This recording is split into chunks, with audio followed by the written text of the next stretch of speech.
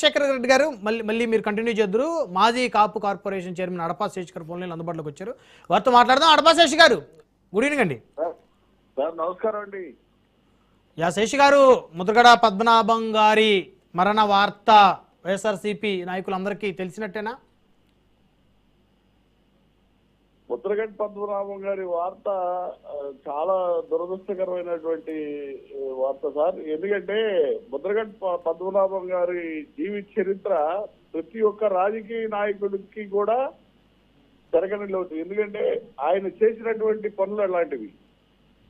ఆయన వ్యక్తిగత కన్నా ప్రజల గురించి, కమ్యూనిటీ గురించి ఎక్కువగా కష్టపడినటువంటి వ్యక్తి ముద్రగడ పద్మనాభం గారు.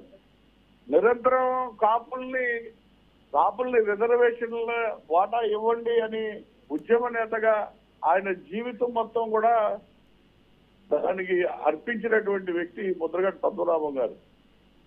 ఆయన వ్యక్తిగత విషయాల కన్నా, రాజకీయ పదవుల కన్నా, కులానికి, ప్రజలకి, సమాజానికి, సమాజం పట్ల ఆయనకున్నటువంటి విశ్వాసానికి చేతులు జోడించి ఆయనకి ఈరోజు మొక్కాల్సినటువంటి పరిస్థితి రాష్ట్రం అంతా కూడా.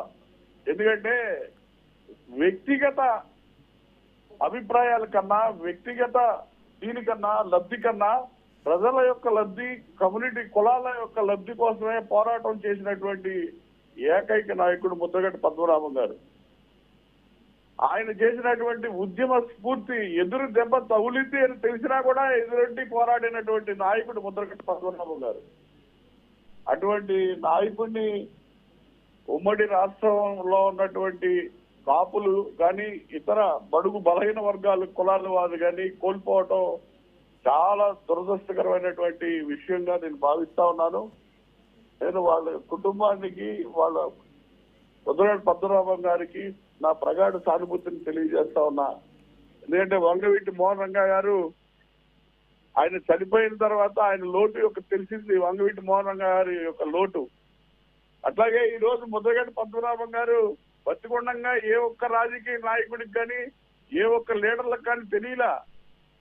ఆయన యొక్క నాయకుడు అంటే ఇలా ఉండాలి అనేది చూపించినటువంటి నాయకుడు ముద్రగడ పద్మనాభం గారు. ఎటువంటి ఆశ, ఎటువంటి దీనికి అమ్ముడుపోకుండా, ఎవరికి అమ్ముడుపోకుండా ఎదురు నిలబడినటువంటి ఏకైక లీడర్ ముద్రగడ పద్మనాభం గారు.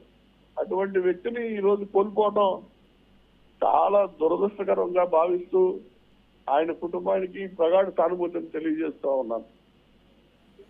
Right, thank you sir.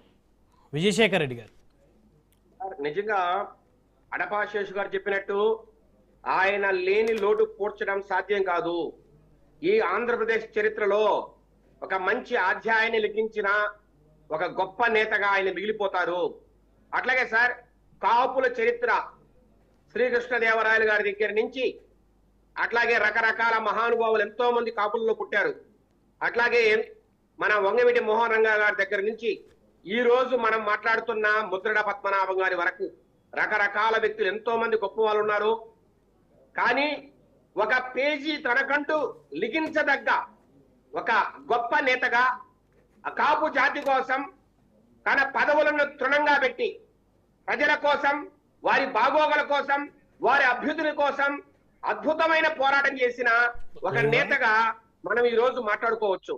అట్లాగే సార్, గోదావరి జిల్లాలు పేరెత్తితే ముద్రగడ పద్మనాభం గారి పేరు లేకుండా అక్కడి రాజకీయాలను మాట్లాడుకోవడం అసాధ్యం. సార్, 5 దశాబ్దాల రాజకీయ చరిత్ర.